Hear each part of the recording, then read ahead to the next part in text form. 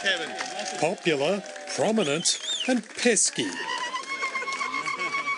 Australia's ultimate retail politician still draws the crowds even as a backbencher. In 2006, he too knifed a Labor leader. The caucus, as you know, decided to change leadership to Kevin Rudd. Today, the Australian Labor Party elected a new leadership team. A year later, Kevin 07 swept to power in a Rudd slide. Today, Australia has looked to the future. From the first days, his prime ministership set a cracking pace after declaring, Climate change is the great moral challenge of our generation. Kevin Rudd quickly ratified the Kyoto Protocol and became the most popular Labor leader in news poll history with a long-anticipated apology to the stolen generations. For the breaking up of families and communities, we say sorry.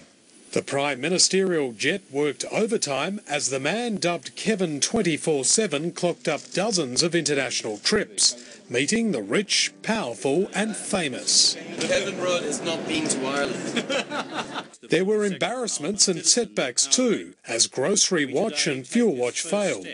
But the global financial crisis in 2008 presented the government with its biggest challenge. We are in the economic equivalent of a rolling national security crisis. A crisis which resulted in an emergency $42 billion stimulus package. It delivered home insulation and school halls, projects which later generated trouble for the government.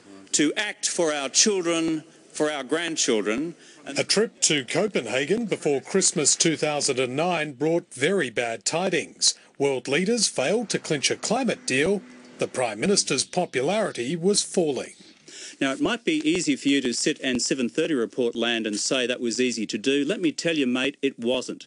In early 2010, the government was panicking on emissions trading. It was fighting a cashed-up mining industry over the super profits tax. Then, without warning, in June 2010, Mr Rudd became the first Labor Prime Minister denied the chance to contest re-election. What I'm less proud of is the fact that I have now blubbered. The campaign that followed saw Labor reduced to minority government, and Kevin Rudd handed the consolation prize of Foreign Minister, a high-profile position which kept him in the headlines and allowed a platform to launch an unsuccessful tilt for his old job. They regard me as the best prospect to lead the Australian Labor Party successfully to the next elections. A year later, supporters bungled another attempt at a comeback. A would-be challenge wasn't to be. But I'm not prepared to dishonour my word, which I gave Solomon.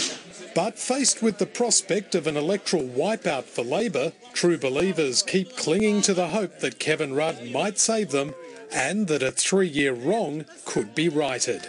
Andrew Green, ABC News.